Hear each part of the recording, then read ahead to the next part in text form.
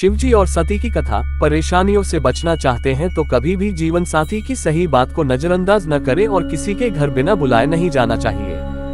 देवी सती के पिता दक्ष प्रजापति ने किया था यज्ञ का आयोजन। इसमें शिवजी और सती को नहीं बुलाया। ये बात सती को मालूम हुई तो वह बिना बुलाए ही पिता के यहाँ चली गई। अभी सावन माह चल रहा है। इस माह में शिवजी पूजा करने और उनकी कथाओं को पढ़ने सुनने का विशेष महत्व है।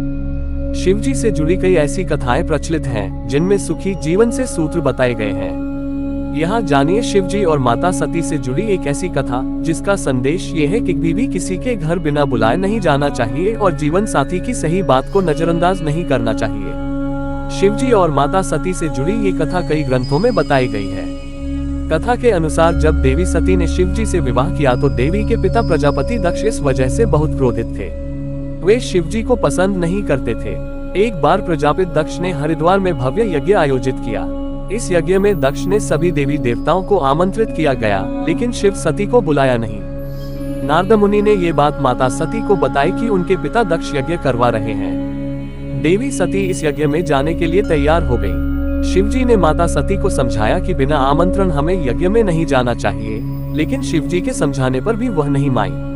शिवजी की सही बात को भी सती ने नजरअंदाज कर दिया और अपने पिता के यहाँ यज्ञ में चली गई। जब सती यज्ञ स्थल पर पहुंची तो उन्हें मालूम हुआ कि यज्ञ में शिवजी के अतिरिक्त सभी देवी देवताओं को आमंत्रित किया गया है। ये देखकर सती ने पिता दक्ष से शिवजी को न बुलाने का कारण पूछा। दक्ष ने सती को जवाब देते हुए शिवजी का अपमान किया।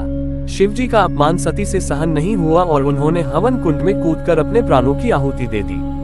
जब ये बात शिवजी को मालूम हुई तो वे बहुत क्रोधित हुए। इसके बाद शिवजी के कहने पर वीरभद्र ने दक्ष का सिर काट दिया। इस कथा की सीख यह है कि पति पत्नी को एक दूसरे की सही सलाह को नजरअंदाज नहीं करना चाहिए, अन्यथा बड़ी परेशानियों का सामना करना पड़ सकता है।